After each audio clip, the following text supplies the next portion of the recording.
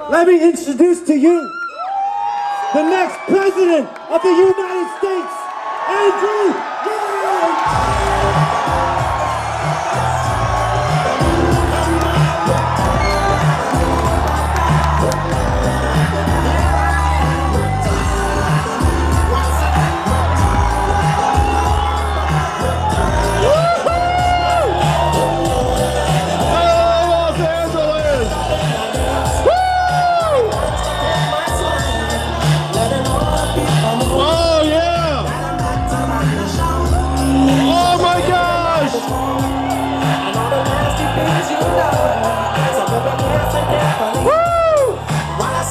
How beautiful is this?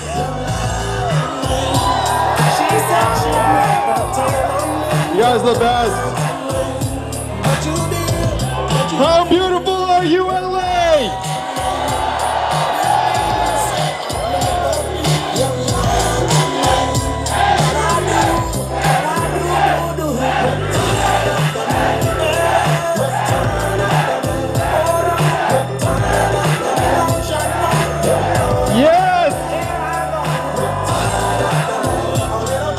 So many beautiful humans here in Los Angeles tonight.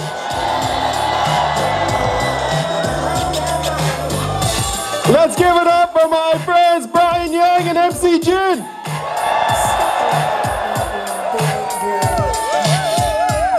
You all are incredible, and we are here to close out Q3 on a high. How many of you donated to the Yang Gang in the third quarter? That's right. That's right. Oh my gosh, they say you're the internet. You don't look like the internet to me, Los Angeles. The internet looks like thousands of the most beautiful human beings I have ever seen. Really, look around you, look around. Oh my gosh, this is incredible. We're about to close out Q3, and we've got some news for the world. Let's go! Let's go! Because they're looking up, they're saying, hey, Andrew Yang, his campaign, really interesting, raised $2.8 million in Q2. We're about to blow that figure out of the water. We raised $2 million in the last week alone. People are waking up to the fact that this campaign has the clearest vision for the country. That we can solve the problems that got Donald Trump into office in the first place. Am I right, Los Angeles? I'm running for president in part because we seem to be confused about why Donald Trump is our president. If you turn on cable news, why would you think this man is our president today? I know some of you are like, cable news, I haven't watched that shit in years.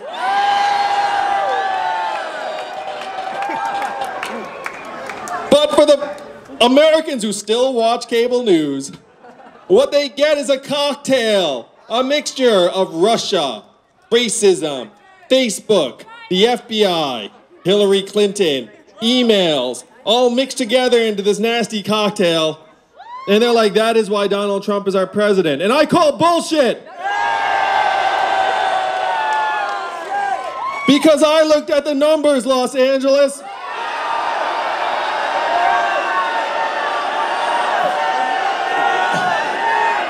That's right, I did some fucking math.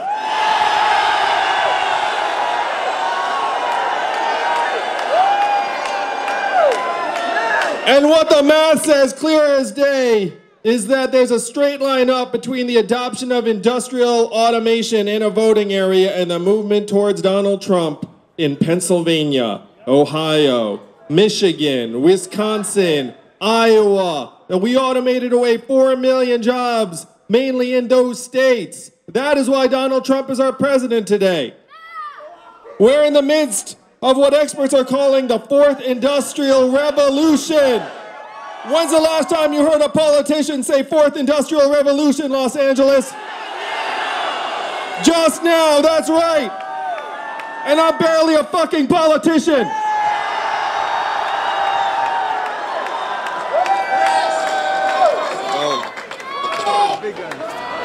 Donald Trump is not the cause of all of our problems, much as the talking heads like to act like that's so.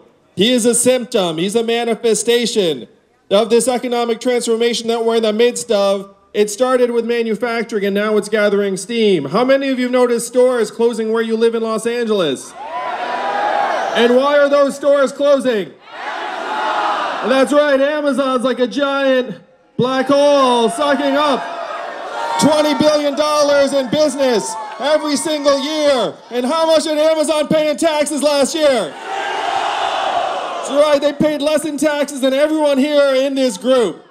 Now, how was that possible? How did a $1 trillion tech company pay zero in taxes? And I'm gonna say that is not their fault, that is our fault. We have to be pretty fucking stupid to let a $1 trillion tech company pay nothing in taxes. Am I right, Los Angeles? So here's the math, 20 billion out, zero back in. 30% of America's stores and malls close, and the most common job in much of the country is working as a retail clerk or cashier. The average retail worker in the United States is a 39-year-old woman making between $9 and $11 an hour. What is she going to do when her store closes? The freedom dividend. Fred says she's going to cry. There will be tears shed. But not if we can help it, am I right, Yang Gang? How many of you have noticed self-serve kiosks popping up in fast food restaurants? Not the In-N-Out, I'm happy to say. The In-N-Out. The In-N-Out is still human. And my friends right here in California are working on trucks that can drive themselves. Why do so many of my friends care about self-driving trucks? For the most American of reasons, the money. $168 billion a year in cost savings from automating away truck driving jobs. They tell me they're 98% of the way there. What is that going to mean for the 3.5 million truckers in this country and the 7 million Americans who work at truck stops, motels, diners, and retail establishments that need the truckers to get out and have a meal? So my first move, when I dug through the math,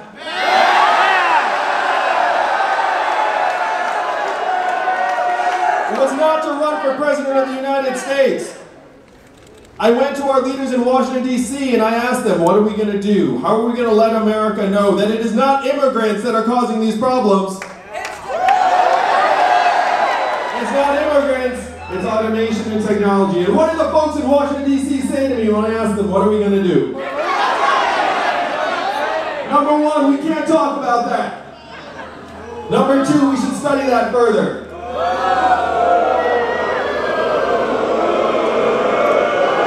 Apparently you don't like to study, Los Angeles.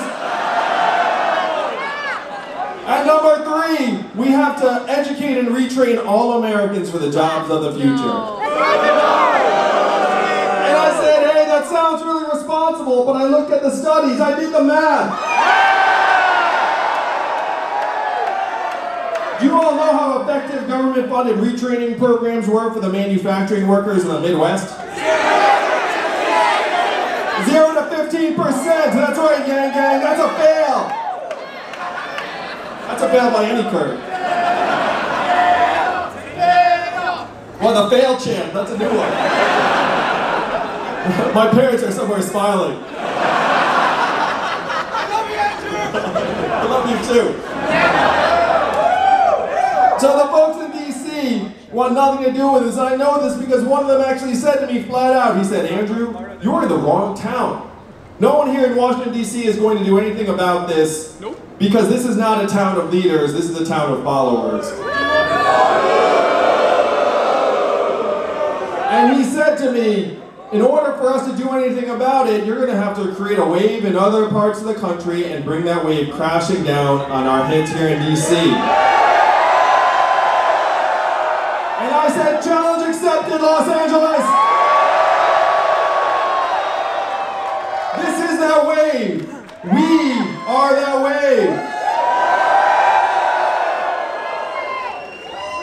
I'm going to go back to D.C. atop that wave.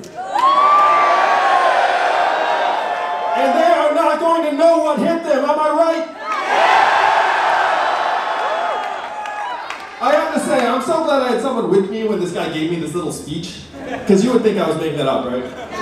You would think that's some movie supervillain type speech. It turns out it was a DC lobbyist type speech. And they're very much the same thing. So that is why I'm here with you tonight, running for president, and I was 4th in the country in a recent national poll.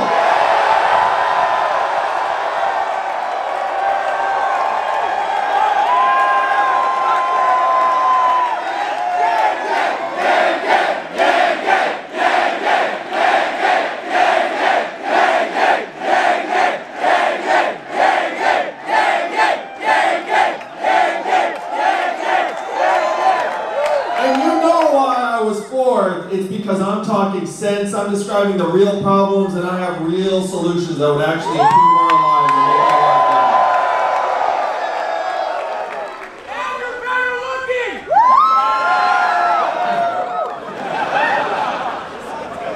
So what are those solutions? You all remember the first time you heard about me in the campaign, how there's an Asian man running for president who wants to give everyone $1,000 a month. You remember that, Los Angeles? I want you to reflect on the first time you heard that. Nothing like the first time, right?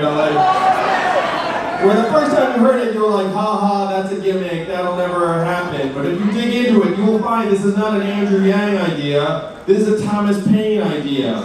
This is a Martin Luther King idea. This is an Elon Musk idea. And soon, this is going to be the idea of the American people that takes us all the way to the White House in 2021.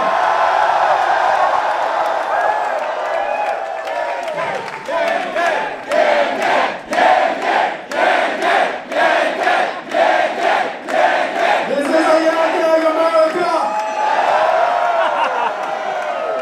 It's not marijuana, you were right. It's technology, artificial intelligence, self-driving cars and trucks, big data. How many of you saw the study that just came out that said that our data is worth more than oil? Raise your hand to that. Now keep your hand up if you remember getting your data check in the mail. What happened? Did our checks get lost?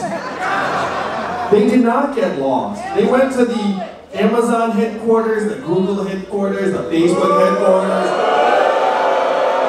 Oh, they're getting our data checks to the tune of billions of dollars. I say that's our information, and if anyone's getting a dividend, it should be us, right, Los Angeles? We need to rewrite the rules of the 21st century economy so that they work for us, the owners and shareholders of this country. Am I right? And when a company declares a dividend for its shareholders, everyone applauds. Everyone's like, nice job, nice job, good job, good job.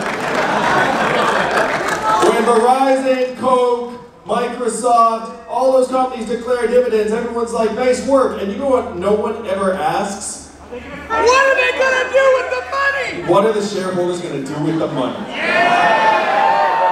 Do you think Verizon's like, hey, we're going to give this dividend out, but we're going to follow you home and see what you spend it on?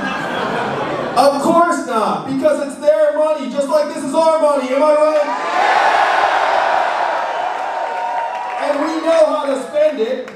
We're going to spend it on the things that make our lives better. Daycare, car repairs we've been putting off, school loans, Little League sign-ups, making art. We know how to solve our own problems better than any politician, better than any government program. We put this dividend into our hands and it will begin the trickle-up economy from our people, our families, and our communities up. Particularly because the money would not go anywhere. It would be in our hands. You would spend most all of it right here in Los Angeles, am I right? It makes our businesses stronger, our local community stronger, our families stronger, and as a parent to 2 young kids, I have to say, what's going on in American families today is something we can improve. We must improve together. Am I right, LA? So this is a vision of an economy that works for us. We set a foundation with the freedom dividend, and then we start solving the real problems of this time. And I'd like to ask a question that's patently ridiculous, but how many of you were excited about GDP when you woke up this morning? You were like, oh, I'm gonna make a good GDP contribution today. And I'd like to talk about my wife who's at home with our 2 boys. I was just FaceTiming with her. And she's at home with our 2 boys, one of whom is autistic. What is her work included out of GDP every single day? 0. We know that's nonsense. We know that's the opposite of the truth, that her work is the most important and challenging and vital work that's being done in our society.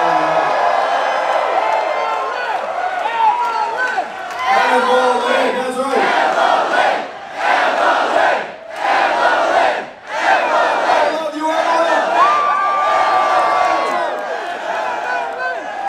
When someone thanks me for running for president, I'm like, you got it wrong. Thank my wife. I thank her every day. I tell people I've got 2 jobs. 1, help advance our society in the time of the 4th Industrial Revolution. And number 2, stay married. I'm doing a pretty good job on both. So if GDP is a ridiculous measurement that none of you cares about, what do we have to do to actually make it something you would care about? How about your mental health and freedom from substance abuse?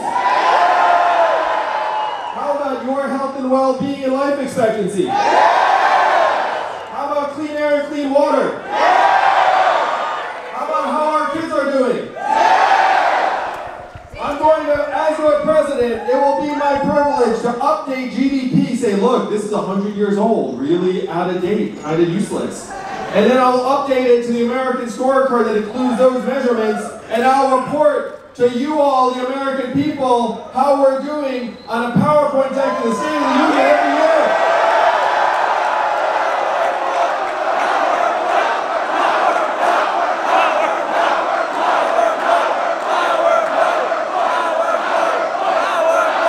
Yes, the PowerPoint champ.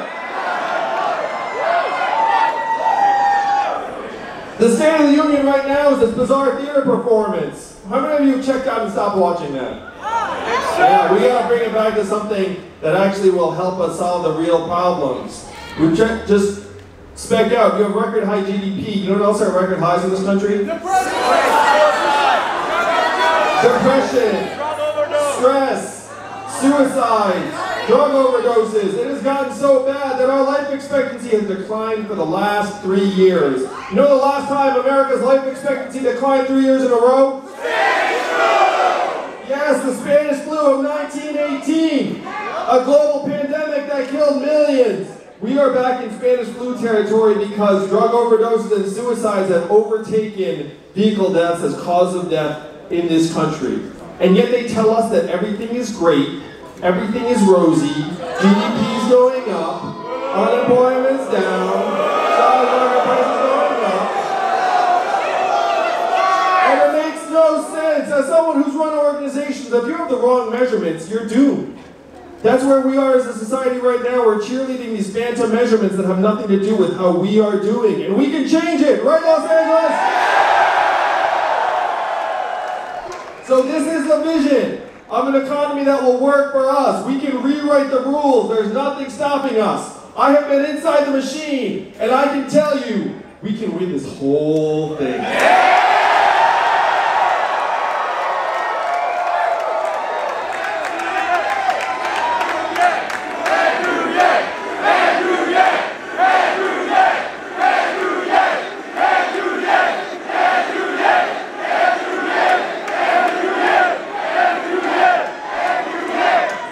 I started this campaign because I knew the machinery was weak. I knew the institutions were like on their last legs, but I got inside. I got into the middle of the belly of the beast. It's even worse than I thought. They're there. It's like the illusion of efficacy. It's so wild. You get in. Whatever you think is going on, it's a step or two below what you think is going on. I know, you're like, no way that's even possible, Andrew. No way that's possible. Oh, it's possible. Oh, it's possible. That's one reason we're going to win the whole thing. Yeah, yeah. So because this is the math campaign, I'm going to break down some fun numbers for you all.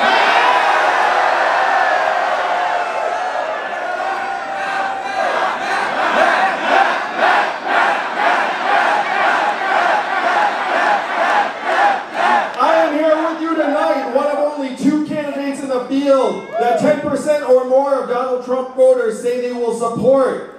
Which means that when I am the nominee, we win the whole thing. And what is the #1 criteria that Democratic primary voters have for the nominee? Beating Donald Trump, that's right.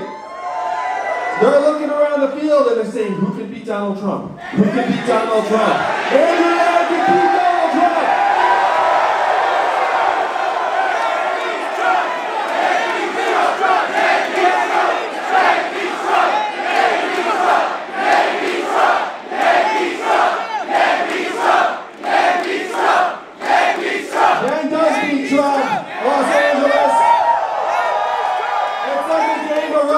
Scissors. And if Donald Trump's the scissors, I'm the fucking rock.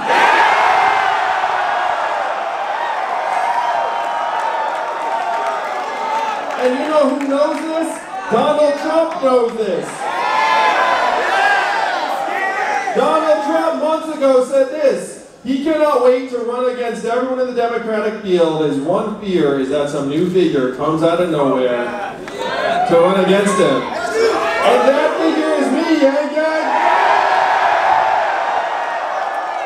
Because he knows his attacks work on politicians, and his fear was that a new non-politician that is not full of shit comes out of nowhere. So, gang beats Trump. Gang beats Trump. Gang beats Trump. Gang beats Trump. Gang beats Trump. Gang beats Trump. Gang beats Trump. Gang beats Trump. So number 1, we've got the poll saying I beat Trump head-to-head by 8 points. Number 2 is Donald Trump's own admission that what worries him the most is a non-politician. And number 3 is the fact that there is only one candidate in the field that he has not touched on Twitter, and you're looking at him. Because he knows I'm better at the internet than he is.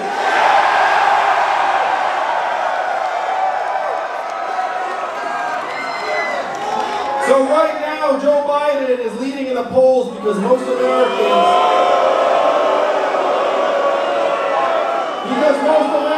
regard him as the surest bet to beat Donald Trump in 2020. No, it's okay.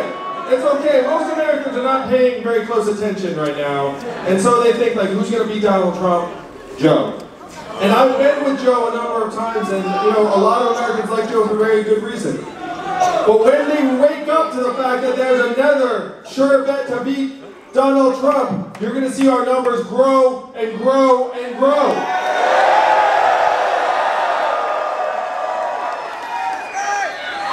This is the math.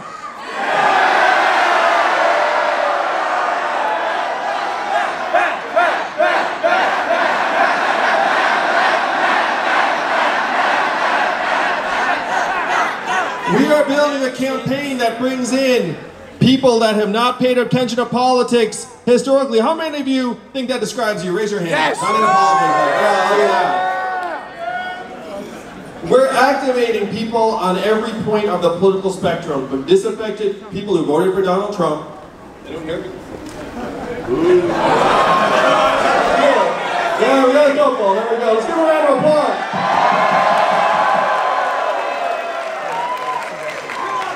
And independents, libertarians, as well as Democrats and progressives. We can build a much broader coalition to take on Donald Trump in 2020 than any other candidate in the field. Now, this is a new thing here in California. How many of you know that California got moved up in the order of states? That's right, California got tired of not having a say in who's going to be the President of the United States, and this time we moved all the way up to number 5. So this is new, first time in decades, that everyone here will actually have a say in who becomes President of the United States. Historically, this is one reason why you all haven't paid attention, because it was already resolved by the time it got to you. No, that's true. You're rational. You're not idiots. You look up and be like, hey, it's been decided by the time it gets to us. I don't need to pay very close attention. This time, the order goes Iowa number 1, New Hampshire number 2, Nevada number 3, South Carolina number 4, and then right there at number 5, along with a bunch of other people, California.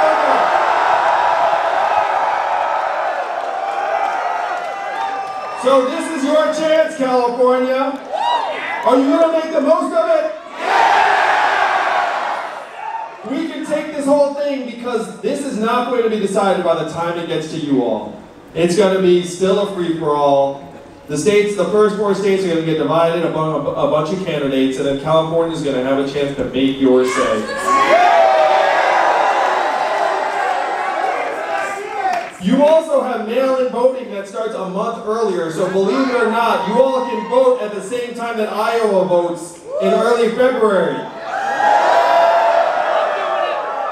Yeah, it's pretty wild. Like, your moving up changes a lot of things. California is going to be in play, and what you do is very likely to determine who's going to become the President of the United States.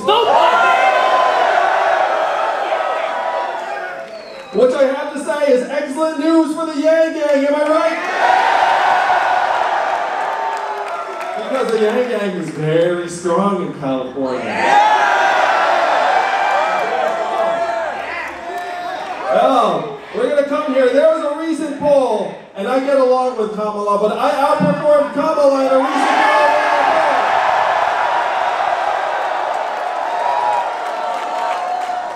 poll. My experts who looked at the data say that we can win California. Are they right? It's going to come your way, California, in March of 2020, and then you all are going to make history. My job is to get the ball to you all.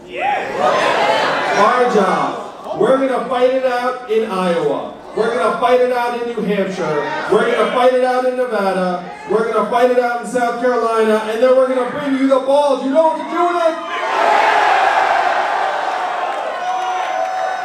Yes, you do know what to do with it. So here's what we need you to do from now until then, because we've got 4 months to make history, Los Angeles. 4 months. 5 months by the time the ball comes to you, and then all of the talk becomes action. All of the signs become votes. What we need you to do is we need you to take your favorite piece of an interview with me, or a meme, or an article, or a policy, or a selfie, or whatever it is, and we need you to send it to your friends and family here in California. Can you do that for us, Los Angeles? And there's no better feeling than when you reach out to them, and then they take their time, because they're human beings, they have lives, but then they reach back out to you like a number of days or weeks later and be like, yo, I saw that Andrew Yang guy. He was on The View. He was on Seth Meyers. He was on Trevor Noah. He was on Patriot Act with Hassan Minhaj. That shit's coming out soon. I didn't make that up. And he was making a lot of sense. And then people are going to be like, can he win? And be like, oh yeah, he can win. Because the country is ready. The machinery is weak. And it's time for the humans of this country to take back our government. Am I right? What is this like to you, Los Angeles? This looks like a fucking revolution to me. This is a revolution of humanity. This is a revolution of reason. This is we're tired of the infighting, the nonsense, the solutions that will not touch our lives. Instead, we're going to bring it back to us. We're going to bring the power back to us. We're going to make things start working for us. I cannot wait to get to D.C. I cannot wait to see the look on their faces when President Yang rides in on my white horse.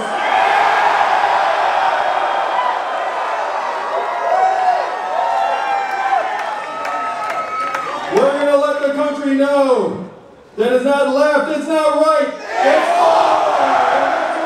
And that's where we're going to go in 2020. Donald Trump's our president today in part because he got some of the problems right. He said he's going to make America great again, and what did Hillary Clinton say in response? America is already great. And that did not quite work. We have to acknowledge the depth and severity of the problems, but we have to have a new set of solutions. What were Donald Trump's solutions? We're going to build a wall. We're going to turn the clock backwards. We're going to bring the old jobs back. We have to do the opposite of these things, Los Angeles. We have to turn the clock forward. We have to accelerate our economy and society for the true challenges of the 21st century. We have to evolve in the way we think about work and value in our own place, in our own country. And I am the ideal candidate for that job because the opposite of